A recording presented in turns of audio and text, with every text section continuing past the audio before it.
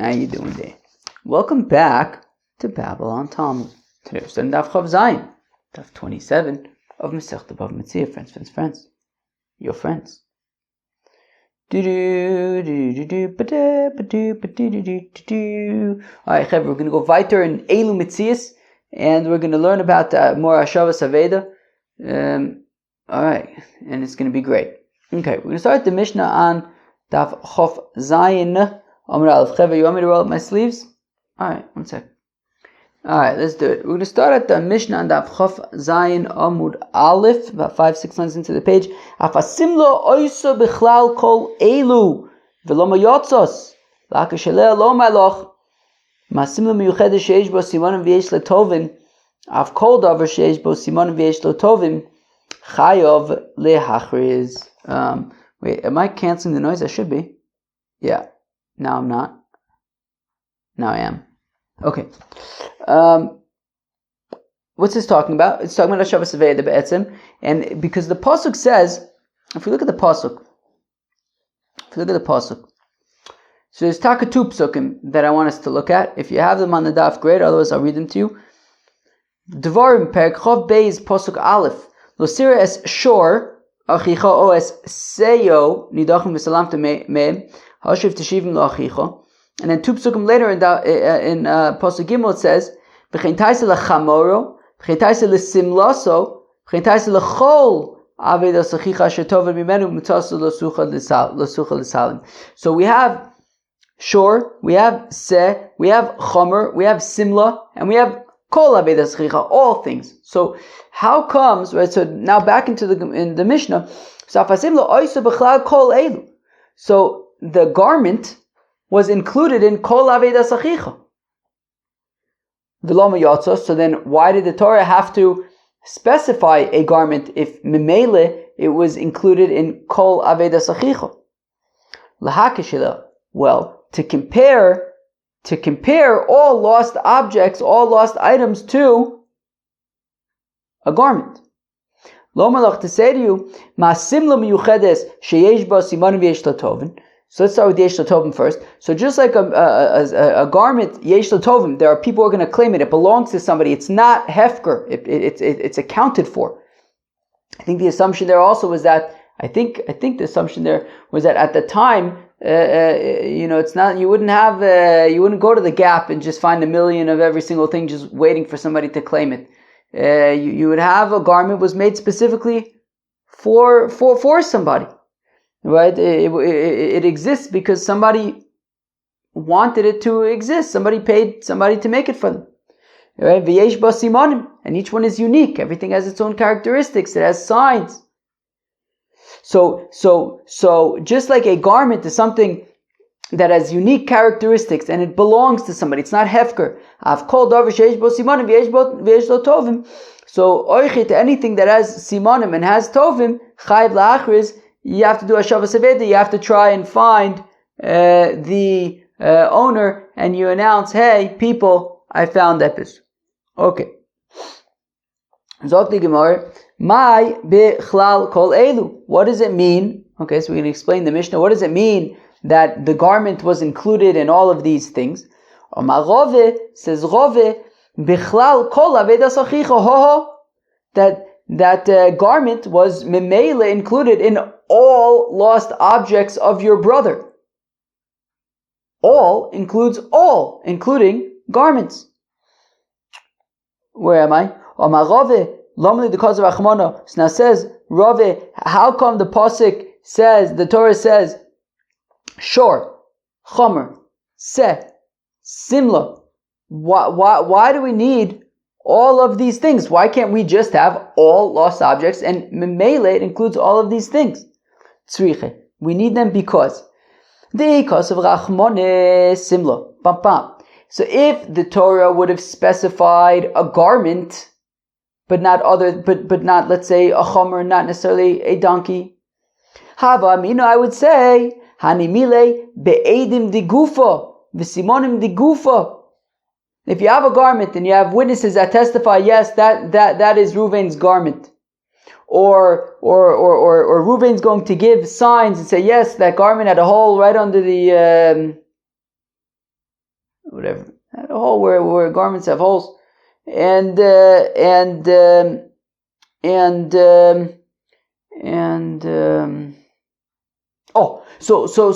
in these cases, they're talking about the garment itself, right? That the garment itself belongs to so and so, or the garment itself had some kind of unique characteristic. Aval chomer, but what about a donkey? Be'edim de'ukif, v'simonim de'ukif. When it comes to a donkey, you might be testifying about the saddle of the donkey. Oh yeah, that's Reuven's donkey because I recognize that that's his saddle, right? Reuven's donkey has, right, that's Reuven's saddle, Memele, it's Reuven's donkey. Or he's going to say, look, I know it's my donkey because, the saddle has such and such characteristics. So, when it comes to a donkey, where you're not actually testifying about the donkey itself, you're testifying about it like a Facebook kind of meta thing, like a saddle. So you're not testifying about the thing itself. Emalo, I would say that we would not return it to the fellow based on descriptions of the characteristics of the Facebook meta in Yonim. Therefore it says chomer. Therefore the Torah Oichid says a donkey. The afilu chomer b'simoniya ukif. That even a donkey with its signs not related to it itself, but related to its accessories, that is also enough and shall be returned to, we can determine its owner and return it to them. Shor vosed chosav rachmana lomali. Okay, so we explain why we need simla, we explain why we need chomer, why do we need shor and seh? Shor da'afil legiza znovo. That an ox, I don't know if anybody's ever seen an ox before. An ox has a tail, and at the end of the tail there's hairs. So even just the hairs of the tail of the ox, you have to return. And a sheep for its shearings. Now, affect the Gemara, but why do I need shor and seh? Shouldn't it be enough to just have shor? That we're saying that even the hairs on the tail of the ox you have to return. Memele, then the more significant wool of a sheep, of course, if you have to return the tails, right, the hairs on the tail of an ox, certainly you should have to return the wool of a sheep. That's more significant. So just write shor, and memele, I know seh. So elo amar Rove, rather says Rove, as we've learned before in Masechta Bave Kame, chomer debar l'Rab Yehuda v'seda aveda l'divrei hakol kasha pararara. Cheve, I bet you've all, whether you realize it or not, you've been waiting for Daf Chav Zayin of Masechta BavaMetzia, because we've been in suspense ever since Daf Nun Daled of Masechta Bava Kama, where it says that chomer debar of Rabbi Yehuda. Who can tell me what chomer debar of Rabbi Yehuda is? Take out your thinking caps. Chomer debar of Rabbi Yehuda is that we have a limud when it comes to nizke bor, nezek of a pit. So it says shor, v'nafal shama shor o chamor, that a ox or a donkey falls into a pit. We say shor v'lo adam, chomer v'lo kelim. That an ox, to the exclusion of, what was it? Damages of a person would be excluded from bor, and chomer v'lo kelim, and not vessels. I think that was pshat, right? I think it was dafka nizke adam, not if it's 10 tefachim deep and he dies. I think then you'd be chayav. I think dafka damages of adam b'kelim. But Rabbi Yehuda says that Rabbi Yehuda mechayav afilu nizke kelim babor. Rabbi Yehuda though says that vessels that get damaged in a pit, chayiv for the damages. So the shaila is then, according to Rabbi Yehuda, what do you do with chomer? Right? According to the chachamim, shor v'lo adam, chomer v'lo kelim. But if Rabbi Yehuda says that kelim, that right is mechayiv al nizke kelim babor, so what do you do with chomer? It's a shaila. And seh by aveda, right? We just said it says shor, chomer, seh, simla. What was it supposed to say? It says simla. So So we explain why we have simla, we explain why we have chomer, we explain why we have shor. Why do we have seh? It's extra, we don't know. So says Rav Amarav chomer debor Rabbi Yehuda beseda aveda l'divrei hakol, and said when it comes to Hashavas Aveda according to everybody, kasha, yeah, we don't know how to explain why it's there. So what? Maybe I'll say that seh is to say that you even have to return dung.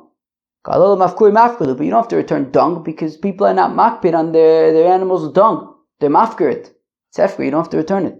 Okay? Maybe seh is in the pasuk to teach us about simanim. The Ibayilan, because we're going to learn, the last chunk of today's daf is going to be about the following question. Simanin de Oraisa de Rabbanon. The concept of providing a sign as an identifier. The question is, does that work on a level of Midah Oraisa? Or does it only work on a level of Midah Rabbanon as an identifier? We're going to get there later on, in I don't know, maybe 10, 15, 20 minutes. So let's say that seh is in the pasuk to teach us that simanim are the oraisa.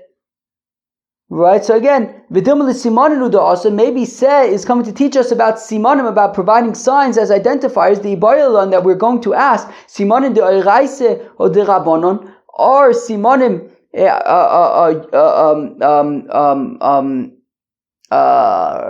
whatever. Do we rely upon simanim as identifiers on a level of midah oraisa or only midah rabbanon? Because of achmana seh, that will be simanim me'adrinon, v'simanim de oraisa. So therefore, the Torah says seh in order to say that taka simanim are midah oraisa. Amir midikatoni leutana lesimanim gabe simla. But to which the Gemara says, but however, our Mishnah mentioned simanim in the context of simla, right? What does the Mishnah say? Afa simla. I'm backing up to our Mishnah. Haisa bichlal kol elu v'lama yotzas lakish eleh lo malach ma simla michedesh yesh ba simanin v'yesh lo tovin hav kol davar sheyesh bo simanin v'yesh lo tovin chayv lachris. So we see that we're specifically right. It's clearly Rebbe and whoever has these traditions of the Mishnayos. In our tradition, in the Mishnayos, we're assuming that simanim are connected to simla and not to seh. Right? So Tana where am I? Tana the simanim gabe simla, from the fact that the Tana teaches the simanim by simla, the katoni ma simla miyuchedes sheish ba simanim v'yesh tovim. We say that a garment is unique in that it has signs, identifiers, that it has claimants, chayv lachos, and you have to proclaim it to find its owner. I've called over sheish bo simanim v'yesh tovim chayv lachos shmamina deseh lav simanin hudasa. So from the fact that we're talking about simanim in the context of simla, it means that memele seh is not going to teach us about simanim, and therefore, what is seh coming to teach us? Ich weiß nicht. We don't know. Tana Rabbanon, the rabbis taught. Asher tovad prad la'aved Hashem b'shavet pruta. Rabbi Yehuda omer mutzasa prad la'aved Hashem b'shavet pruta. My benayu omer abayi mashmos darshani ke benayu ma nafgale me asher tovad umar nafgale me umitzasa. Let's start over. Tana Rabbanon. Asher tovad. Right. The pasuk says. What does the pasuk say? That it has to be lost, something, right? There has to be something that gets lost.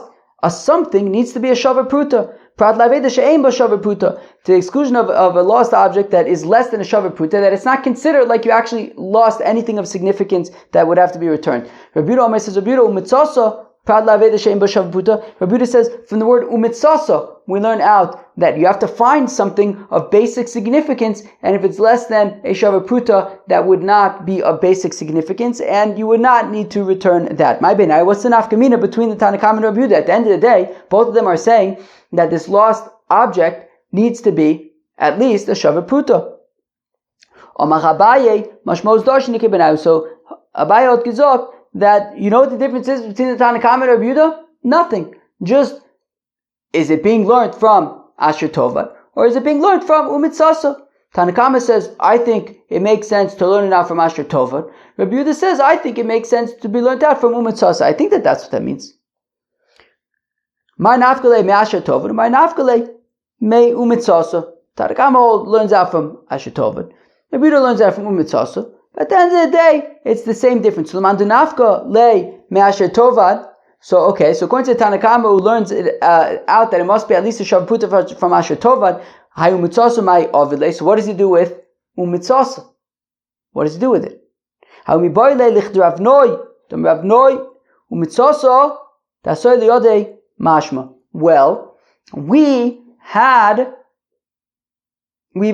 seen before in BavaKama, right?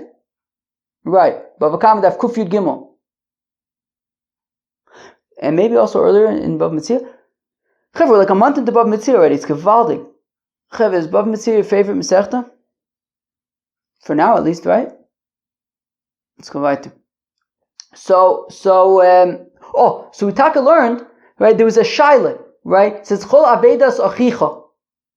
So the shaila is, so you have to return a lost object to a yid. What about from a nochri? Do you have to return a lost object? And the shaila is maybe only, right, if you see a yid drop something, so a yid, you dafka v'salam to him, you have to, right, dafka chase after it and return it, but maybe a nochri, you don't have to go out of your way, but maybe if it's in your possession, you would have to return it to it. So we say, no, umitzasa means if you found it, right, to asi, dasoy liyodei mashma, it implies that he already has it, and still, it's la'achicha, it applies to yin, not to nochrim.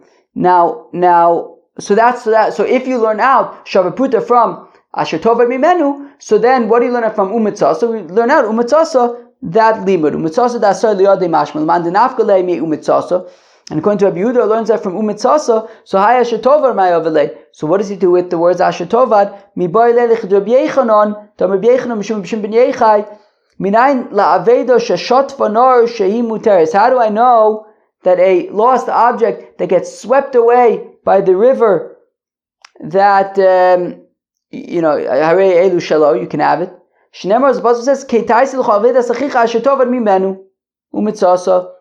That you have to return a lost object that was lost specifically from that person.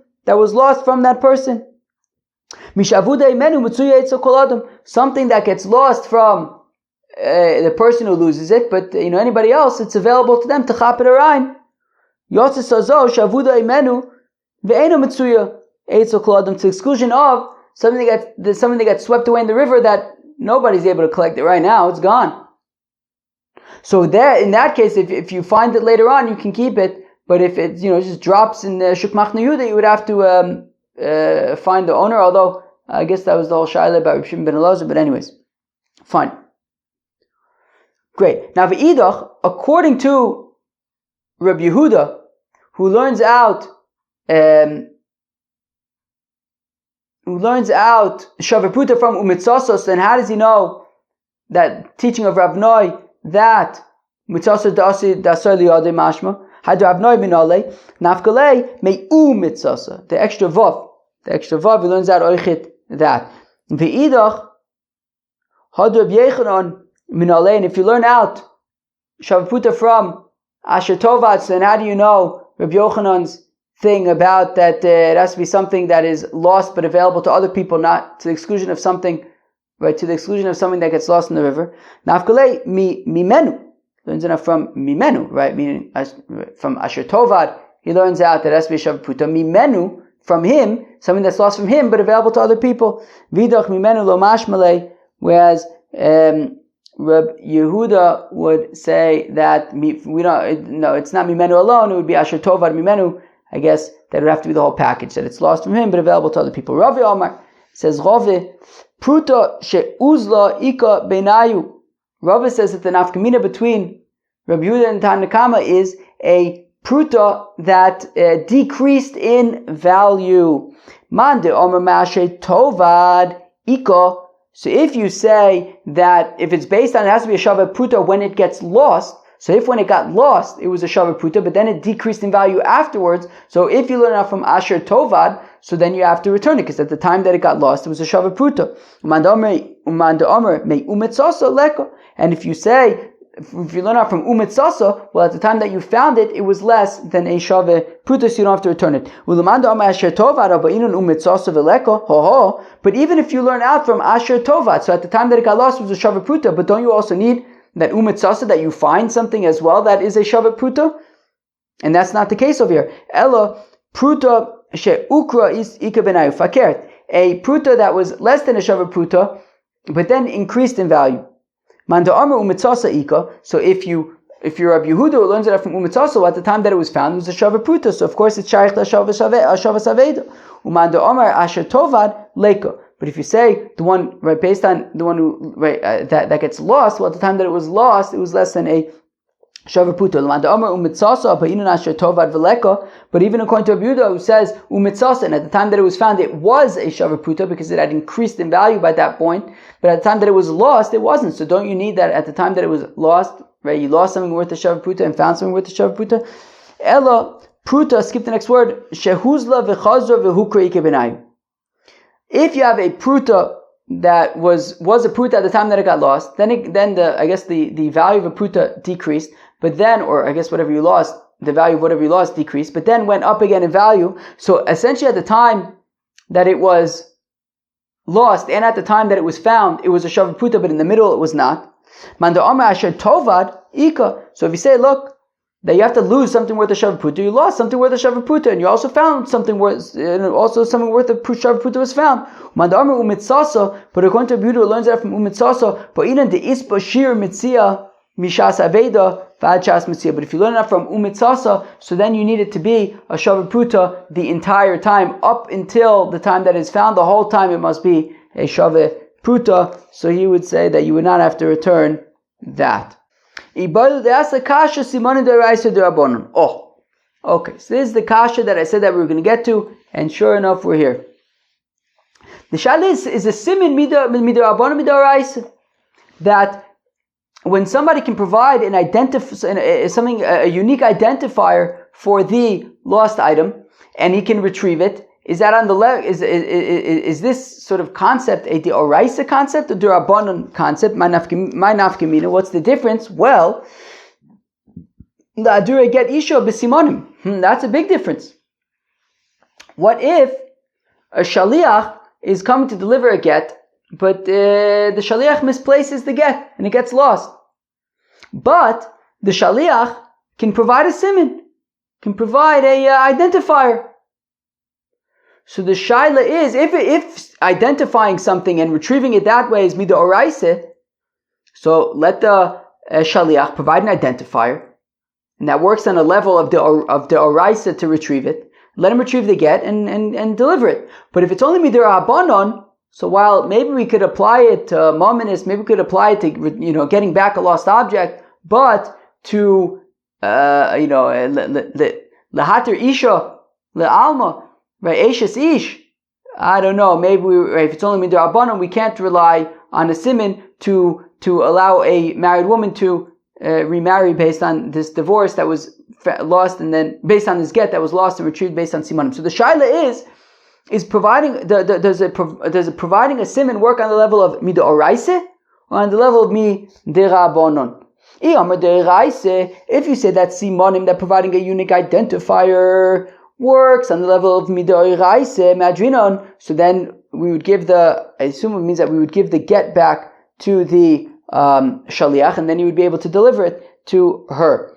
But if we say that a siman only works on the level of midorabanon, ki avodu rabbanon takanta b'mamon, when the rabbanon said that you can provide a siman, that's by maminis, that's by a shavas aveda, hava b'isura, but lahatir eishes ish la'alma lo avud rabbanon takanta, then the rabbis would not apply their takana there, so that's the shaila. Toshma, come in here. Afasimla oisa bichlal kol eile ho, that our Mishnah says that the garment was initially included in kol aveda ashetovad mimenu mitzasa, kol aveda sachicha, right? Fine. So initially, our Mishnah says the garment was included. Vilama yotzos, and how come it was specified? What's the word I'm thinking of? I don't know. Okay, whatever. Everything was included in Kol Aved Eschicha. How come we had to then mention specifically garments? In order to compare all lost objects to a garment.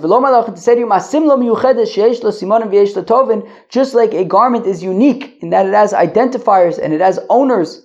And you have to announce it off. So anything that has identifiers and has owners, you must announce in order, right? So you could find the owner. So we see that we're learning out from Simla, right? Because it says Simla in the Torah. We learn out Simanim. So clearly, Simanim are Midoraisa. Says the Gemara, not necessarily Tana Tovin, it's Trichale. No, really, Tovin is what's being learnt out from the Pasuk Midoraisa. It has to be something that has an owner, not something that is ownerless, not something that is Hefker. Simanim, in terms of why we're learning out Simanim from Simla, Kedin Asba, it's not actually learning out from the word Simla in the same way that it must be ownerful, that it must have an owner. That's Mamish Midoraisa. When we're learning out Simanim from Simla, that's not Midoraisa, it's only Midoraban, it's just an Asmachta. Right? So meaning the Mishnah really is talking about Tovin. That's the Doraisa stuff. When it mentions Simanim, that's not in the same way, it's not in the same level, it's not actually Midoraisa, it's only Midoraban, it's an Asmachta. Okay, fine. Rashi says Kedin Asba below Mikra, right? Without any pasuk. It's not really based on the pasuk. It's just an asmachta. Fine. Tashma, come here. Chomer b'simoni ukif. We mentioned that when the pasuk says chomer, it's to teach that you can claim a donkey by identifying the ukif, the saddle. So we see that the simoni ukif are midoraisa because it's not from the word chomer in the Torah. Ema be'edei ukif. No, I'll say not by providing identifying characteristics of the saddle, but by providing witnesses who will testify that this saddle belongs to the owner and therefore the donkey belongs to the owner. Tashma, come here. So you find the lost object and you have to hold on to it until your fellow comes to collect it. Right? That it will be with you until the fellow comes to collect it.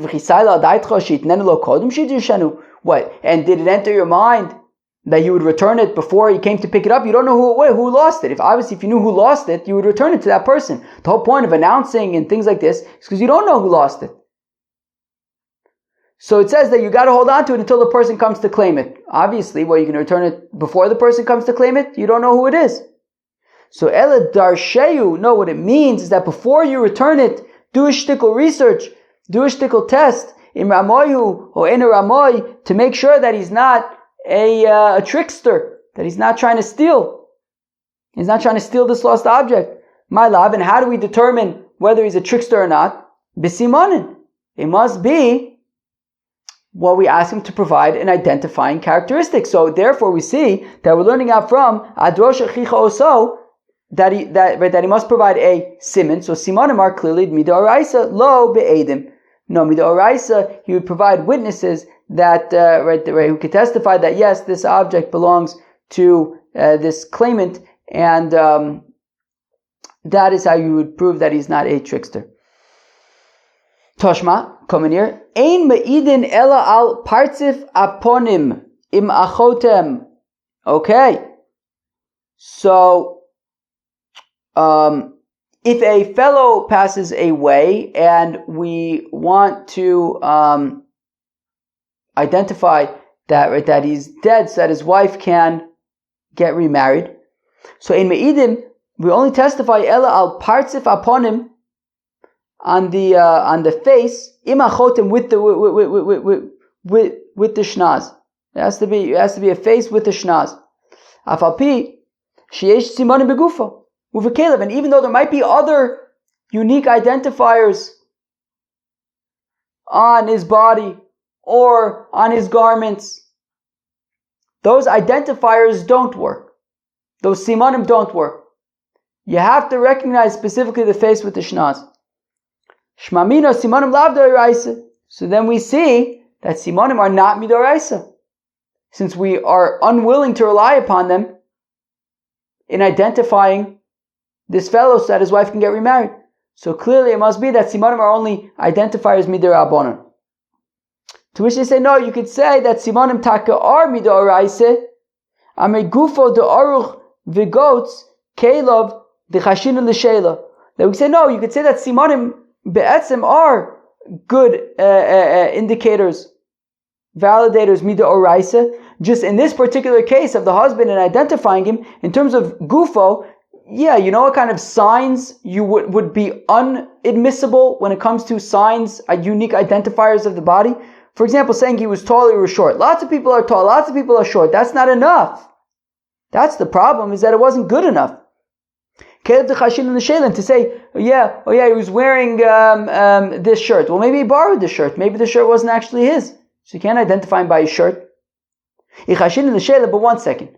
If we're concerned that maybe he borrowed something and therefore we can't rely upon these sort of secondary things, well then how can we say then that you can identify a donkey by its saddle? Maybe the owner borrowed the saddle and it's somebody else's donkey. Amrei lo she'ule, skip the word ukuf, lo she'ule in she ukve mishum dimisakev leilechama. People don't borrow saddles because it will irritate the donkey and cause it to get cut and things like that. So therefore, that's why you can identify a donkey by its saddle, because people don't borrow saddles, which is not the case when it comes to a shirt. Somebody could sometimes borrow a shirt or something, and therefore you can't identify a person by the shirt that they're wearing. They may have borrowed the shirt. Okay, fine. So we can argue that simanim be'etzem are kosher midoraisa. But in this case, the simanim that they were thinking to provide, such as he was tall or he was short, or he was wearing a certain color, or he was wearing a certain garment, those specifically don't work. Alternatively, you could say his garments, he was wearing a white garment or a red garment. I live in Yerushalayim. A lot of people wear white shirts. To come and say, oh yeah, he was wearing a white shirt.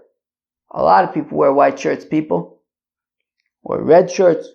Less people wear red shirts. A lot of people wear white shirts. Elohad Tanya, that which we learn in a brayse, mitzo kosher bakis or ba'arnike v'tabas. If a fellow loses, right, he's a messenger to deliver a get, and he loses the get, but then he finds that the get is tied to his I think you could say, I think it's money bag. Let's call it I don't know. Well, I guess a purse or maybe the arnike is a money bag, a wallet, v'tabas, or a signet ring. Like they would use like a ring that would have like a unique seal on it for like when you had to like seal important things. Oshem Mitzvah ben Caleb, or he found the get among his vessels. I feel there's man meruba kosher, even if it's a long time later. In any of these scenarios, it's kosher. And if we're concerned that maybe he borrowed epis, ki mitzvah kosher bekis, am I kosher when he finds the get tied to his purse? Why is that kosher? Maybe he lent it out and somebody else tied it to the purse, and it's a different get. Nechosh l'sheilah, shouldn't we be concerned that he lent it out? Look, people don't lend out their wallet, their purse, their signet rings. I think signet ring is the correct way to say it. I hope.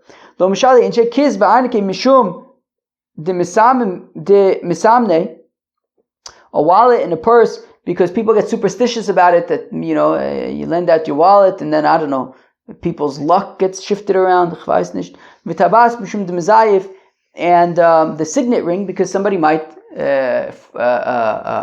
copy it, which would be a big problem, right? Meaning the way that this ring would work is that everybody had their own kind of seal, their own stamp, and when you would, I guess, have like an important letter, you would close the letter and you would stamp it with your seal, and that stamp is unique to you.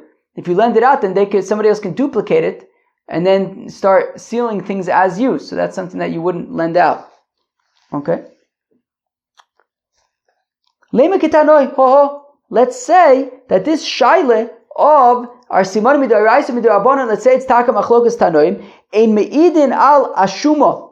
When identifying if a fellow is gestorben, so that his wife can get remarried, so what if we see, he's got a wart? Can we say, okay, he's got a wart, that's definitely him?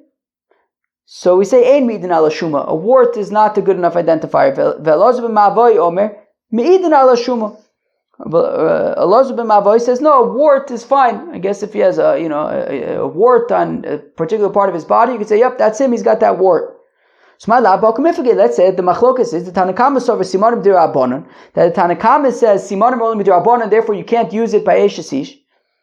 Ve'elazar ben Ma'avoy over simanim d'Oraisa. Whereas Elazar ben Ma'avoy says that simanim d'Oraisa, and therefore you can identify a fellow based on this wart, based on this siman. So Rava says no, you could say that everybody agrees that simanim are midoraisa. Here the machlokas is b'shuma mitzuya b'ben gilo kamiflige. The shaila is, I think Ben Gilo here is talking about people who were born at like the same constellation, at the same like hour, same time. So maybe lots of people who were born at similar times might have similar warts, and therefore it's not particularly unique. Myself Shuma Mitsuya b'Bengilos, the Tanakama says, yeah, lots of people, I guess, born at the same time can have similar warts. Myself Shuma Eina Mitsuya b'Bengilo, whereas Elazar ben Ma'avoy says, no, it doesn't work like that, and therefore you can uniquely identify somebody by their warts. Alternatively, everybody agrees that warts are not sort of prevalent among people of the same birth hour. The shaila here, though, is that do warts change after death? Right? If they change after death, well then the wart that you see is going to look different than the wart that you recognized, that you know from when the fellow was alive. So Tanakama says, yes, warts can change after death, and therefore you can't assume that the wart that you see actually is the same, right, looks in the same way that it did when it was alive, and you might be misidentifying. Whereas Elazar ben Ma'avoy says that warts do not change la'achar misa, and therefore if you can identify the fellow by the wart, it's the same wart as when he was alive. Alternatively, everybody agrees that warts do not change la'achar misa. V'simanim d'Rabbanan, and simanim are mid'Rabbanan. Okay, so then why does Elazar ben Ma'avoy say you can use it? V'acha b'shuma simin muvik hu kamiflege ma'sovar shuma simin muvik hu ma'sovar shuma lav simin muvik hu. There are simanim and there are simanim. There's a regular old siman and then there's a siman muvak. Right? We mentioned the other day a siman muvak. For example, if you're identifying a get by a hole next to a specific letter. If you're identifying a get by a hole next to a specific letter, that is a undeniable sign. I mean, it's a very specific siman. Everyone agrees that that works. Right? That even if you say that simanim d'Rabbanan, that level of specificity is admissible. So now the shaila is a wart considered a siman muvak? So Tanakama says no. Elazar ben Ma'avoy says yes, and therefore Elazar ben Ma'avoy would say that even though simanim only mid'Rabbanan, still in this case the shuma would be a unique identifier because it is a siman muvik. Okay, gewaldig. Gishmak. So that was the Chavzayin Masechta BavaMetzia. We talked about simanim today. Very interesting. Moving on into simanim and talking about if it's the Oraisa, the Rabbanon, Nafkaminis. Peace out.